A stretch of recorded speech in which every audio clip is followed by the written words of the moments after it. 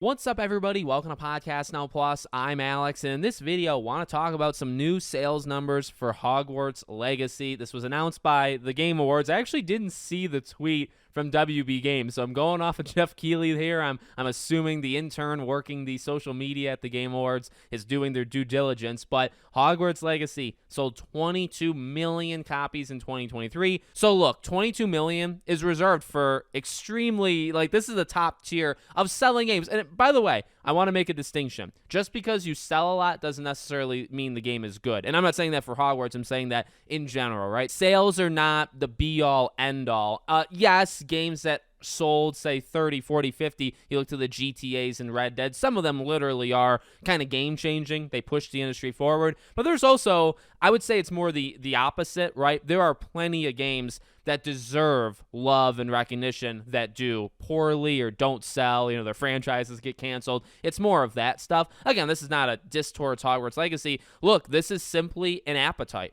People wanted a game like this. And, I look at it, yes, I look at it selfishly and being somebody that was attacked kind of for years. And, there were things that happened, controversies even on Twitter with people writing about me and all this stuff. Yeah, I got targeted, so I'm going to have a kind of vindictive attitude towards this where it's good. I'm glad the game did so well. I hope that all the people that were hoping this game got boycotted and would fail, I assume they're crying now, or they're no longer on social media, whatever. They went into hiding, and they'll come back out for Hogwarts Legacy 2. There's absolutely that element to it, because I also kind of, just to be open and honest, I lived it. I was literally part of it. So I'm happy in a vindictive way that, okay, the game, luckily, people didn't listen to that kind of stuff. Those people, they look pretty silly right now. But honestly, and I did say this leading into Hogwarts Legacy, you can't rely on that stuff, right? And to be fair and to be honest, I don't think the game did rely on it. I think definitely some copies of this game were bought with a more kind of hostile energy to it. They bought it to spite the people that attacked it. They bought multiple literally, again, I was told by dozens and dozens over a long period of time of people that would say, hey, I'm going to buy 3 copies. And you could say, are they lying? I really have no reason to doubt it, and I'm sure they did.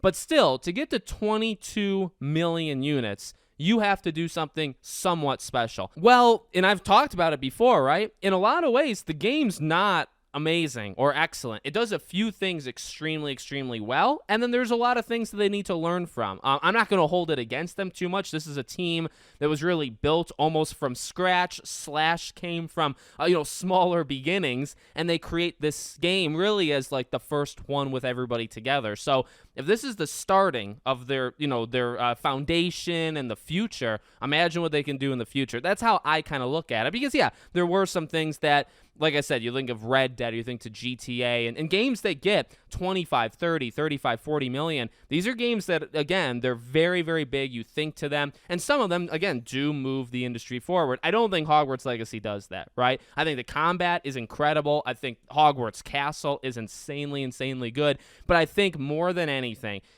like I said earlier, right? It's just people wanting it. People wanted a Wizarding World game. People, more specifically, I would say, because you could do different Wizarding World games, right? This RPG-like thing where you create your own character, you pick a house, you experience a new story we haven't heard before, you get to explore the castle, you get to explore just the Wizarding World, right? And some of that they did better than other things, right? But that is what people have wanted for a long time. And we've gotten the movie tie-ins, and some of them are good. Some of them are also very bad, right? We've had things on Connect. We've had Quidditch, World Cup. We've had different attempts at going into the Wizarding World. People for such a long time wanted this. And even though they did not do this perfectly at all, but again, I'd say some things they did extremely, extremely well, and some things kind of fell short. This is what people wanted. So more than anything, I think this is just kind of validation that, yeah, we've been asking for this, and when you gave it to us, even though there's some, holes here and there, we're going to support it and we're going to buy it. So, overall, excellent. And like I keep saying, 22 million is such a high number. And by the way, we're not even a year in. Now, things are going to slow, right? I don't think this is going to be a game that hits 40, 45, 50 million. I said on Twitter, I think 25 for sure. Maybe halfway through next year, I could easily see them saying 25.